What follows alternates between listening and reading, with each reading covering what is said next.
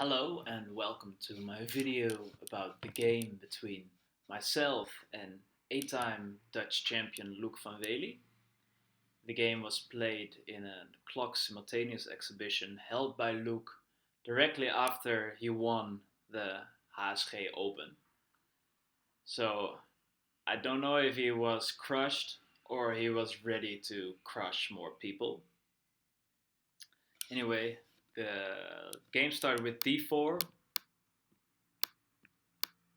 and I answered d5. We got the Queen's Gambit declined. And I will just play over the opening quite fast because it's not the topic of this video to explain some theory.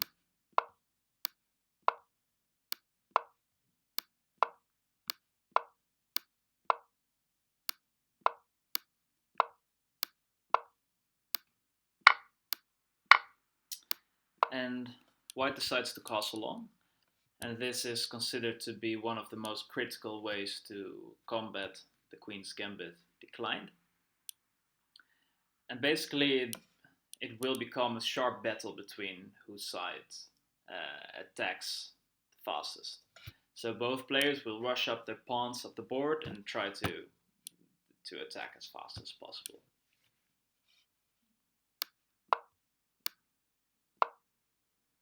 So that makes this move clear. And this move. And here Loek plays kind of a Grandmaster-ish move, I would say. He basically says, I don't have to win in the attack because I can also win based on your structure. So the idea of this move is quite clear. It wants to remove the defender of the weak c6 pawn, which already two heavy pieces are lined up against. But the drawback of this move is that it's a bit slow, and the black attack is actually quite fast. So continued the plans, and here I played a3, but actually had I seen that b4 is not a pawn sacrifice, I would probably have gone for b4 with the simple idea to play b3 and open up the queen side. But I was afraid of this move, but actually there's a trick, and you can pause the video if you want to find it. So if you thought about rook takes a4, that's actually not a bad move, because you would win two knights for the rook with this double attack.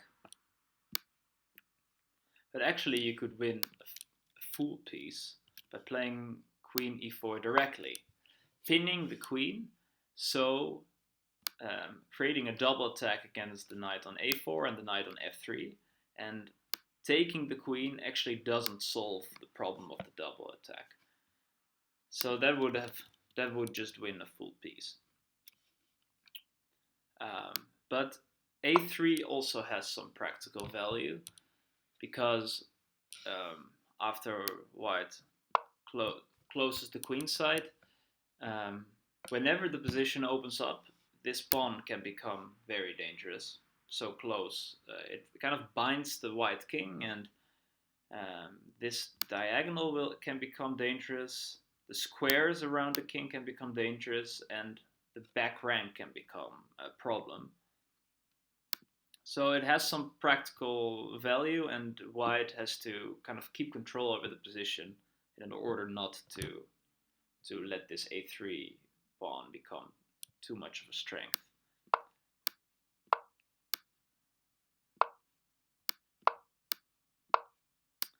And this is also a very critical moment.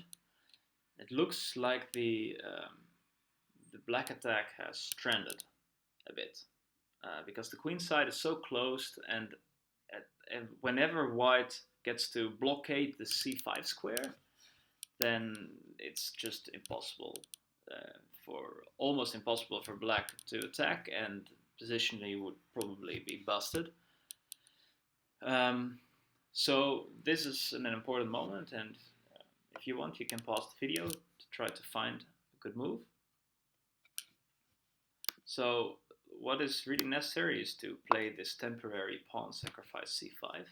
And actually, it's not as much of a pawn sacrifice as I thought, because after taking and knight d7, black is directly winning back the material, exploiting the pin along the c file.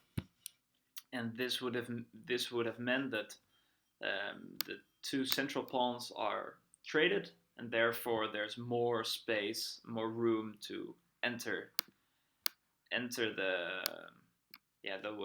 white to the enter roads towards the white king.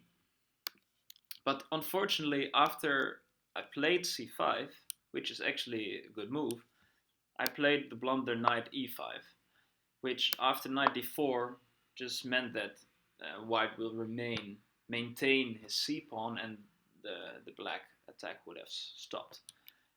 But luckily, Loek took the knight on e5, which means that after blockading the pawn and then further attack it, I can win back the c-pawn and my attack will continue.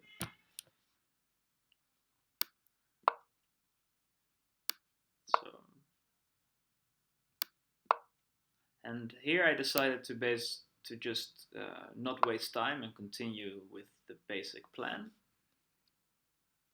And Loek decided to sacrifice a pawn, but actually I don't think he meant to sacrifice two pawns. And which is, I mean, it's not so strange that he might have missed this, because it's in this clock simultaneous exhibition he has to move really quite fast. So I do think this is a small mistake, or at least it was not meant. I don't think he meant to do this. So he took, and now play becomes quite sharp, because white threatens checkmate in one, but luckily there's a pretty good way to deal with it, just to defend. And the idea of rook g1 is also very clear, to just chop off the knight and checkmate the next move. But knight e4 is actually quite nice move, defending against the mate threats just by blockading in between. And this move actually has a threat of its own. Knight b2 is already a threat. So after defending it, we come again to a nice moment where you can pause the video to try to find a move. So at this moment there are already multiple very good moves, but the most brutal one, and yeah, actually that was for me also an important part, because if you would want to win a prize, you would have to play kind of spectacularly. So I was already happy with this whole opening, because it will be sharp and there will be blood. But now, if I get the chance to do some kind of exchange sacrifice, I obviously would want to try. So rook takes c5. A very brutal way to open up the position more, to remove the defender of the squares around the white king, and to infiltrate behind the enemy lines, which make this whole clamp around the white king actually very dangerous, and so dangerous that the position is already winning. So white has to play queen d3 in order to not lose the queen directly, and after queen f5, threatening all sorts of nasty discovered attacks, we get this position. And here I thought there was a queen sacrifice,